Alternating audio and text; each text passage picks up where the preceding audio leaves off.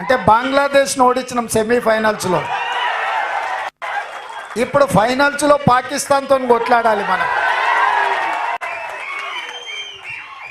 తెలంగాణ రాష్ట్రంలో నరేంద్ర మోడీ, అమిత్ షా, జేపీ నడ్డా చాలామంది వాళ్ళ నాయకులు తెలంగాణ మీద ముప్పేట దాడి చేసి మనల్ని ఓడించాలని, ఎట్లయినా సీట్లు సాధించాలని సొంత మనుషులనే కాకుండా కిరాయి మనుషులను కూడా పెట్టుకొని తప్పుడు వార్తలను ప్రసారం చేస్తూ ప్రజాస్వామ్యం మీద, మన పెద్దలు, మన పూర్వీకులు, మన ప్రభుత్వం ఇచ్చిన రిజర్వేషన్ల మీద దాడి చేస్తున్నారు.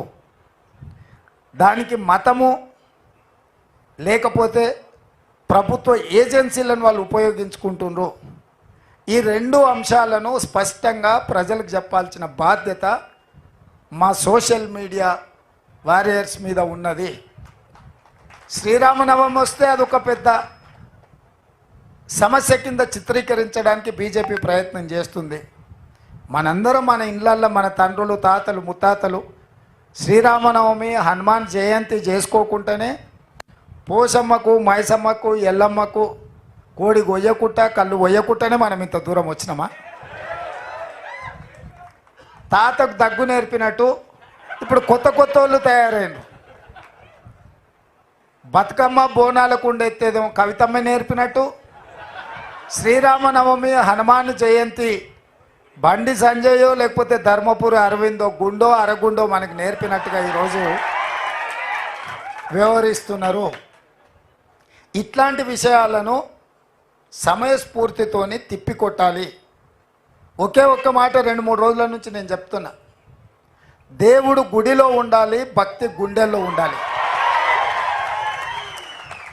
ఇది ఏ హిందూ అయినా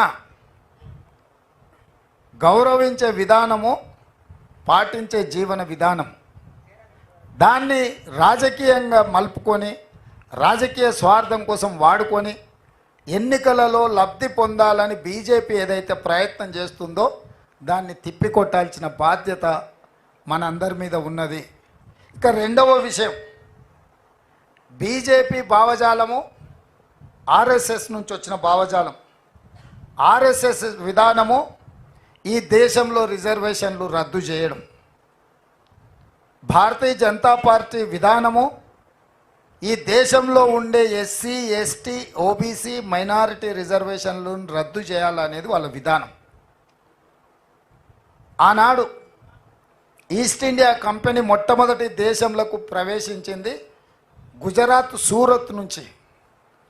సముద్రం ఒడ్డున సంసారం మొదలుపెట్టి చిన్నగా వస్తా పోతా ఈ దేశంలో ఉన్న పరిస్థితులు, మన మధ్యలో సఖ్యత లేని విషయాన్ని గుర్తించి మనకు పంచాయతీలు పెట్టి మన జుట్లే మనకు ముడేసి ఒకటొకటిగా సంస్థలను ఆక్రమించుకుంటూ బ్రిటిషర్స్ ఈ దేశాన్ని మొత్తం ఆక్రమించుకున్నారు. సేమ్ గుజరాత్ సూరత్ నుంచి బయలుదేరిన నరేంద్ర మోడీ, అమిత్ షా గారు కూడా బ్రిటిష్ విధానాన్ని పాటించి అధికారాన్ని ఉపయోగించి మన మధ్యలో ఉండే చిన్న తగాదాలను పెంచి పెద్దవి చేసి ఈ దేశాన్ని ఆక్రమించుకోవాలనుకుంటున్నారు. బీజేపీ అంటే భారతీయ జనతా పార్టీ కాదు, బ్రిటిష్ జనతా పార్టీ. విధానాన్ని సిద్ధాంతాన్ని బ్రిటిషర్స్ నుంచే వీళ్ళు తీసుకున్నారు.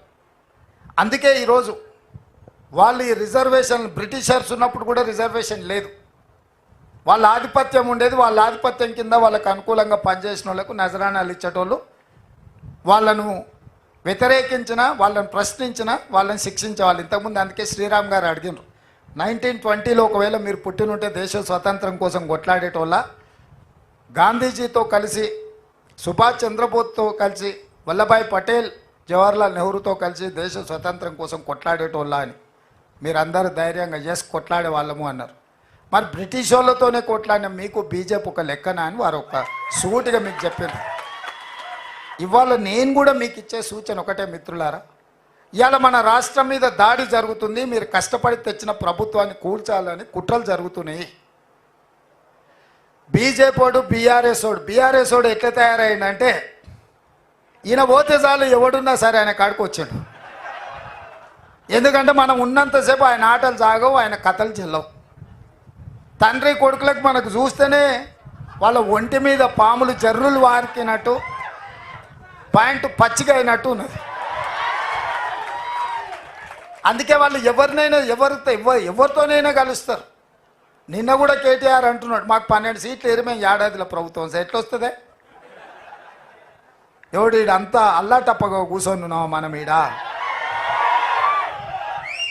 లేకపోతే అయ్య పేరు చెప్పుకోను అమెరికా నుంచి వచ్చినో అని ఏమన్నా వచ్చే కుర్చీలో కూర్చున్నామా? అందుకే అప్రమత్తంగా ఉండాలి, ఈ కుట్రల్ని తిప్పికొట్టాలి. రేపు జరగబోయే పార్లమెంటు ఎన్నికల్లో మీరందరూ లెక్క పక్క 14 లెక్క అనేది అన్నాడు కదా రామ్మోహన్.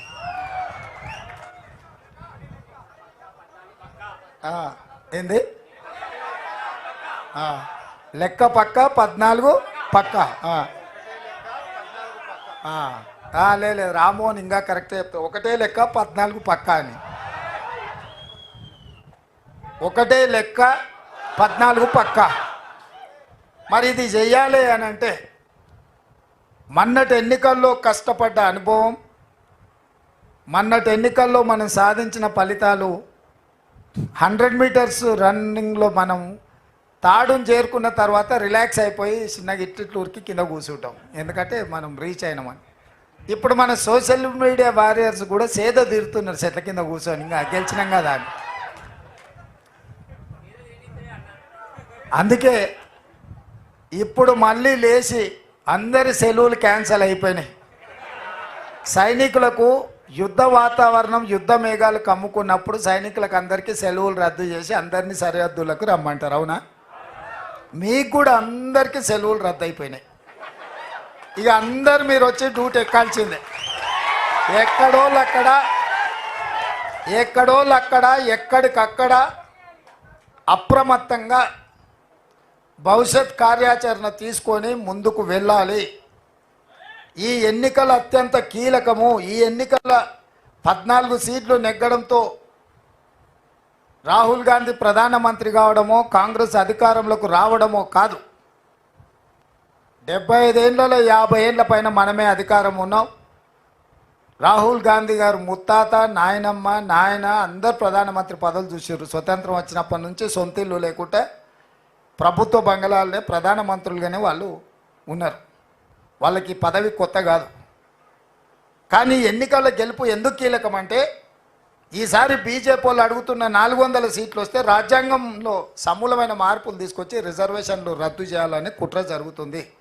వాళ్ళు గతంలో 3 తలాక్ కావచ్చు, సిటిజన్ అమెండ్మెంట్ యాక్ట్ కావచ్చు, యూనిఫామ్ సివిల్ కోడ్ కావచ్చు, 370 ఆర్టికల్ కావచ్చు, నోట్ల రద్దు కావచ్చు, జిఎస్టీ కావచ్చు, రైతు వ్యతిరేక నల్ల చట్టాలు కావచ్చు, ఇట్లా ప్రతిదీ ప్రతిపక్షాలన్నీ వ్యతిరేకిస్తున్నా సింపుల్ మెజారిటీతోని పాస్ చేయొచ్చు. కాబట్టి వాటి అన్నిటిని పాస్ చేసుకొని చట్టాలను అన్నిటిని కూడా వాళ్ళు ఇష్టారాజ్యంగా మార్పులు చేశారు.